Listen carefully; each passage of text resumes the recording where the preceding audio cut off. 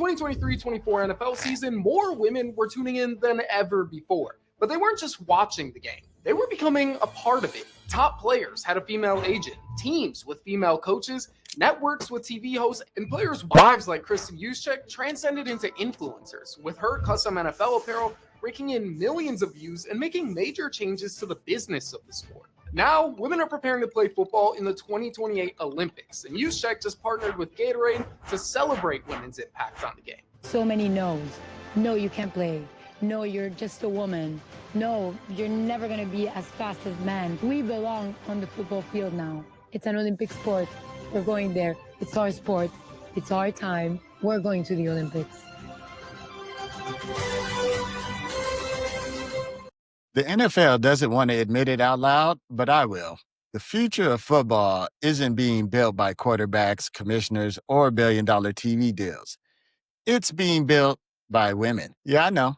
It sounds wild when you're talking about America's most aggressively male sport, but when you zoom in and really study the moves the league is making, the picture is undeniable. The NFL's next era, its next growth engine, its next global expansion plan, its next cultural breakthrough, all of it is being driven by women in ways the league never expected and definitely wasn't ready for. I'll explain.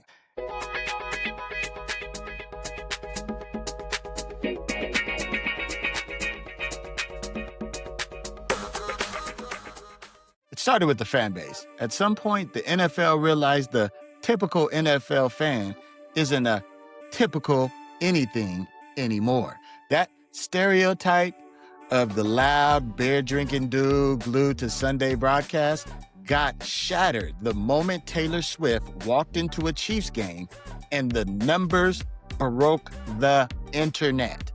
A 63% spike in young female viewership, a 400% explosion in Travis Kelce jersey sales, over $330 million in free media value from a single cultural crossover.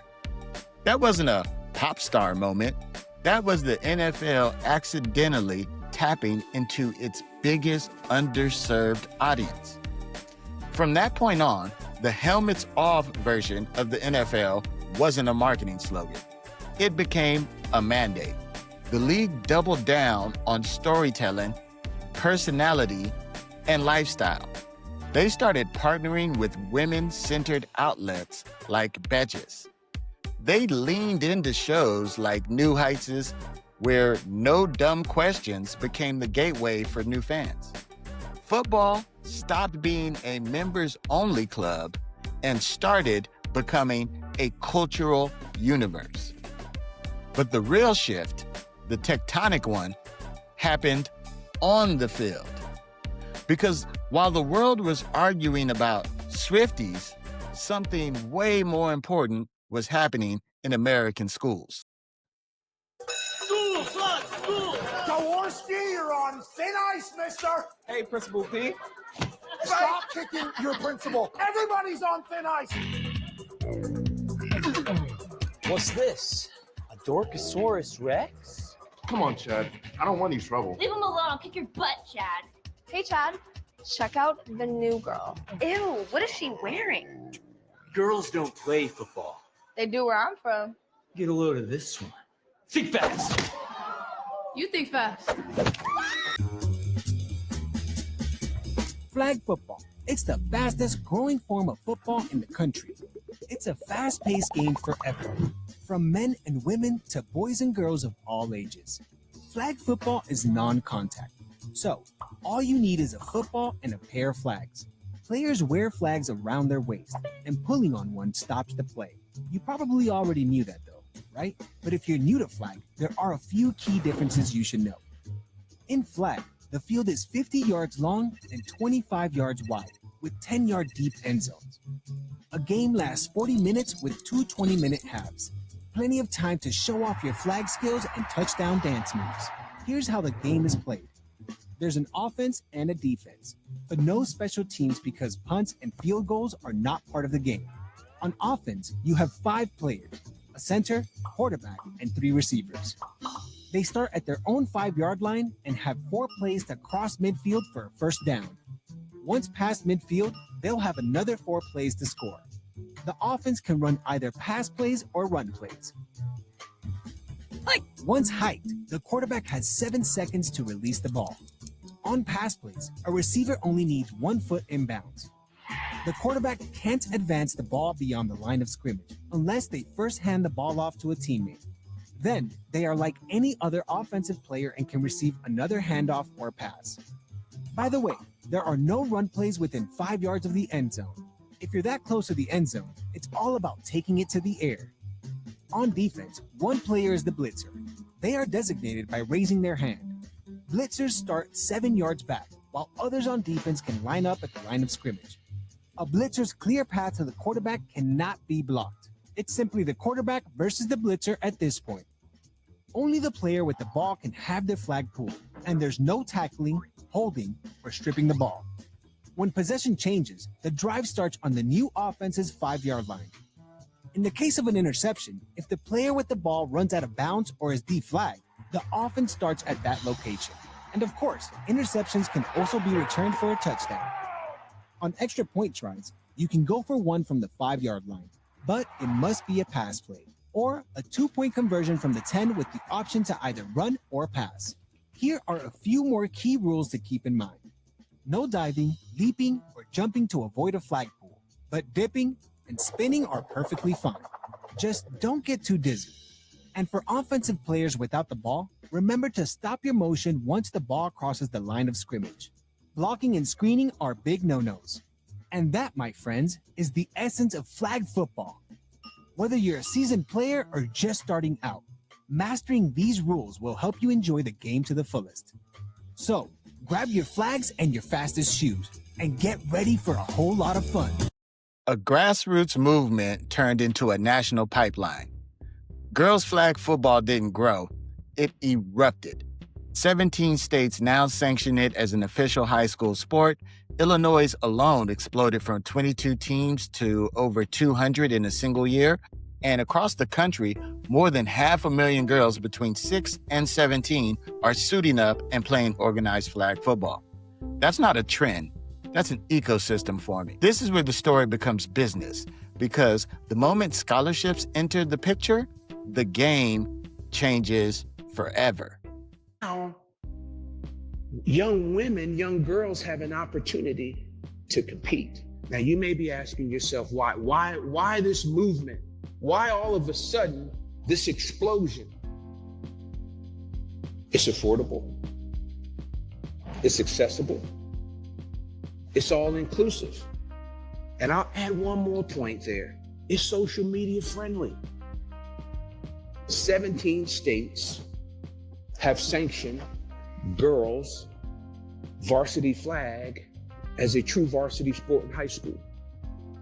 19 additional states have pilot programs.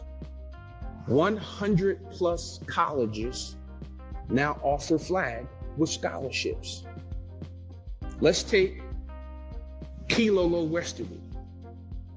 I love this. I love this image. Why? She's the first female to earn a Division I full scholarship for flag football.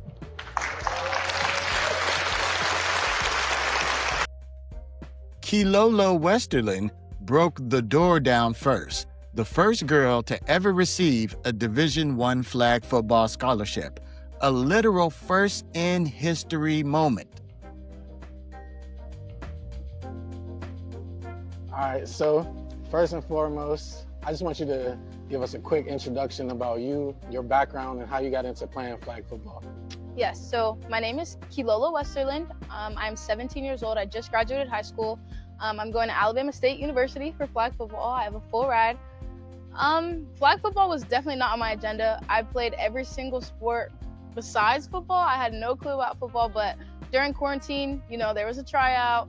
There was nothing else to do. I went, and we all made the team because there were 7 of us. I was really bad, so I'm lucky that there was only 7 of us. We only played boys for a while for our first year, but I absolutely loved it. I think I loved the family bond that me and my teammates had, and then going and playing against everyone else, making those friends and making those bonds, like realizing that the flag football community is really one. So I really fell in love with that, and that's kind of what got me attached to it. And then I kind of dropped every other sport to just really focus on that sport, especially getting exposure. Yeah. So you say you were bad at first? Yes, I was actually terrible. I was terrible. I could not catch a ball. I could not run routes, nothing. But as time went on, I mean, obviously, like, I was dedicated. Even though I was terrible, I just really wanted to play. So all I did at home was like catch tennis balls. My dad would train me on Saturdays, like whenever he was off of work. Like, I just really wanted it because I just fell in love with the sport. Like, I knew I was bad, but I put in that work, and yeah.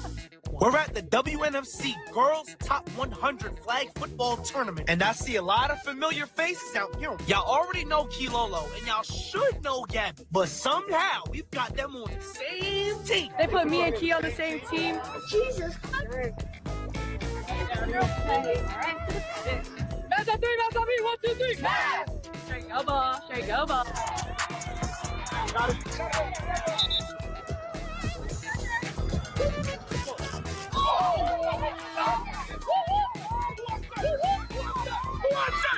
playing with me! Stop playing with me! How she run?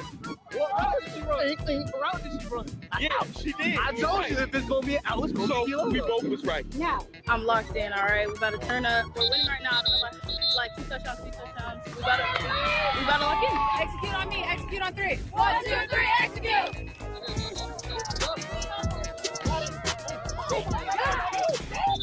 You know, she really do be dropping joints, bro. She's really a hit her out and take it to the crib. She was trying to put, girl, damn. She doesn't play no game. Dang. Okay, you're good, Oos. But hey, we got a special guest today.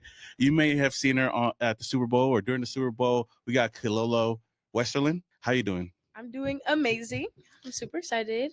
Well, thank you for coming on, though. I know you've been busy these past couple of weeks, especially during the Super Bowl. So I wanted to ask that first. Like, how was the whole experience like in New Orleans with the Super Bowl, and how long were you there? Yeah, it was absolutely amazing. So we flew out on Thursday, and then we had to go straight to the hotel, get ready. We had media prep, just things that I could not say just because the commercial didn't come out till Sunday. The first day we had NFL honors. Me and my dad got to go to that. Nice. So actually, Justin Jefferson had surprised me with the tickets to the Super Bowl when we were doing the commercial. So that was super exciting. He got me 2 tickets, and I chose to take my dad just because he's never been to a Super Bowl, you know, like, but yeah, I just wanted to heal like his inner child. Yeah. But yeah, we went to NFL honors the first night. The next day, I had just a bunch of brunch, like women in sports and stuff like that. That was super fun. I got just to meet a lot of people, make a lot of connections when it just comes to football and just outside of that as well, like NILs and stuff. And then I had the celebrity game on Saturday. That was super exciting. That was amazing. My quarterback was Uncle Vic. I call him Uncle, but Michael Vick. That was just absolutely like super fun. Obviously, I was super nervous because I'm not like a celebrity, but I was playing with a bunch of celebrities. So they were super nice. That game went amazing. We lost, but it was still fun. Yeah. At least you got your touchdown. Yeah, that's true. Your touchdown, and then the Super Bowl. That was super fun. That was probably my favorite part. It actually aired on TV. The commercial aired before we saw it. In the stadium, it showed after third quarter, so my phone was already blowing up. I was super nervous. I didn't know what to expect.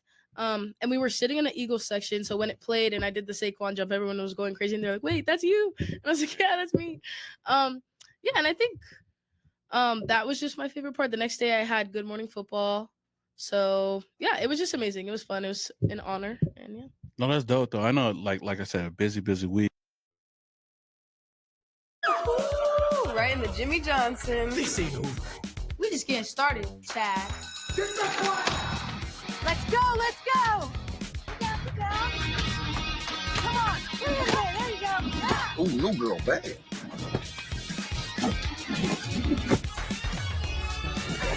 Oh! Enough. Let's settle this once and for all. Your best guy? Girl. Whatever. Versus our best guy.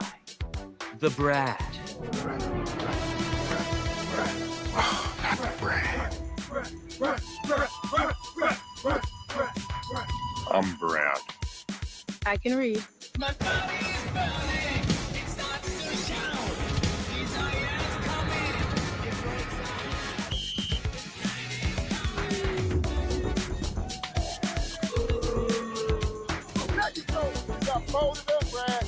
Get her. Okay, that's what I'm talking about.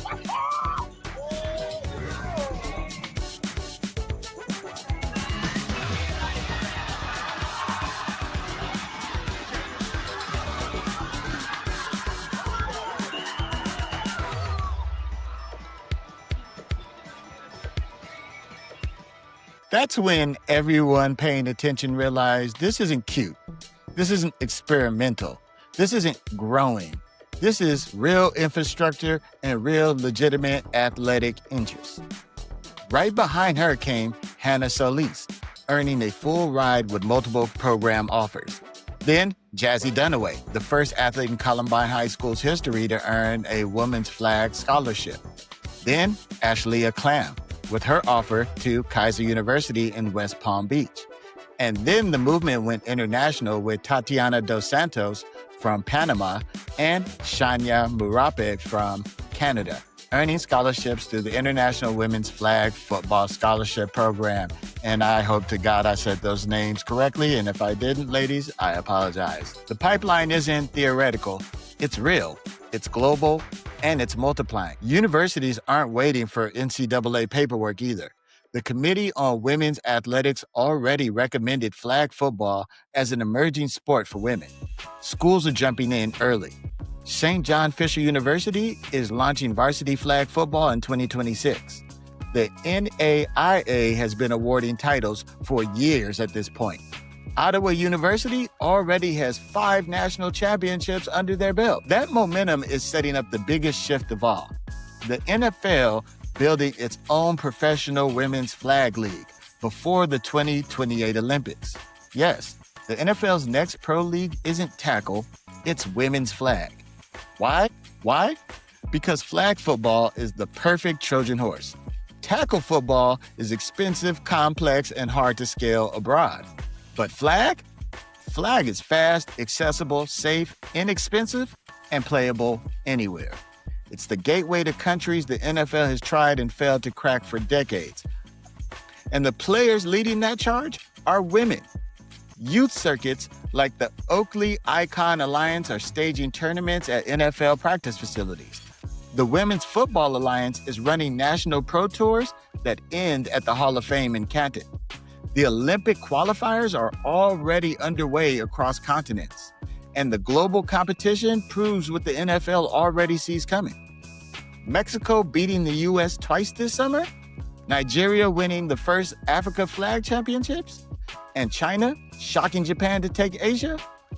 This is the kind of organic international momentum tackle football could never create on its own. Meanwhile, behind the scenes, the NFL is quietly rewriting its internal power structure. For the first time ever, all 32 teams have women in their scouting or personnel departments. 15 women served as full-time coaches this past season, one of the highest totals in men's professional sports. Since 2017, the NFL's Women's Forum has placed more than 250 women into football operations, scoutings, analytics, coaching, and team staff roles. Jennifer King broke ground as the NFL's first Black female coach. Lori Locust became one of the first women to coach in and win a Super Bowl. These aren't token positions. These are high-leverage football jobs, jobs that shape rosters, influence schemes, and impact winning. The NFL isn't simply promoting inclusion. It's engineering continuity. It's building networks. It's creating professional ladders. It's turning what used to be exceptions into a standard feature of the league's future. And here's the part that makes everything click. The business upside is outrageous.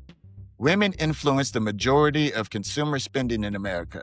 They dominate lifestyle content. They drive cultural engagement.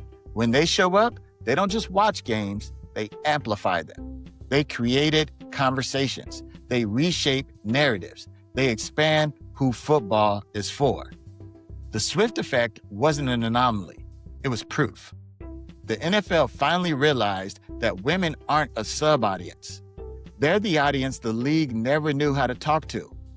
Until now. Deanna Flores went to her first flag football game when she was 7 years old. She watched the teams play, and her dad asked if she wanted to give it a try. By 8, Deanna was playing against guys and girls up to twice her age. And just a few years later, she joined Mexico's national flag football team at just 16 years old. She was the youngest ever to compete in an international competition, and she wanted to play quarterback. But everyone always told her no, calling her too young, too short, or too weak. Over the next 9 years, Deanna became a fixture of the Mexican national team, and she finally got her chance as QB1.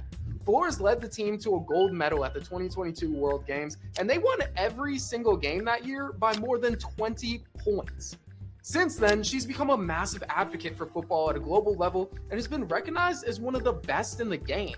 Flores was the offensive coordinator for the AFC in the 2023 NFL Pro Bowl flag football game. She appeared in a commercial during Super Bowl 57, and she just signed her own deal with Gatorade, joining the likes of NFL MVPs. Flores even became the first flag football player, male or female, with artifacts in the Pro Football Hall of Fame.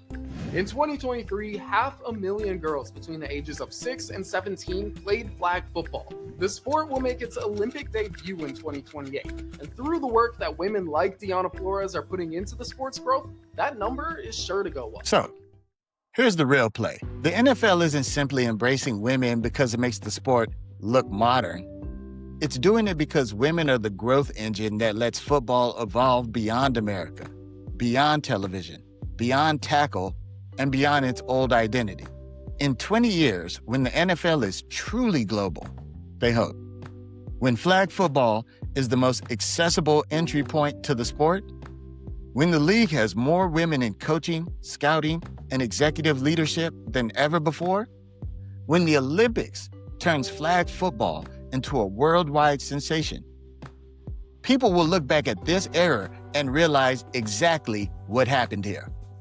The NFL didn't find its future in rule changes, TV deals, or expansion teams. It found its future in the people the league ignored for a century. Women didn't just join football, they're transforming it, they're growing it, they're globalizing it, they're humanizing it. They're pushing the sport into new markets, new cultures, new demographics, and whole new generations. The NFL's secret weapon isn't a quarterback.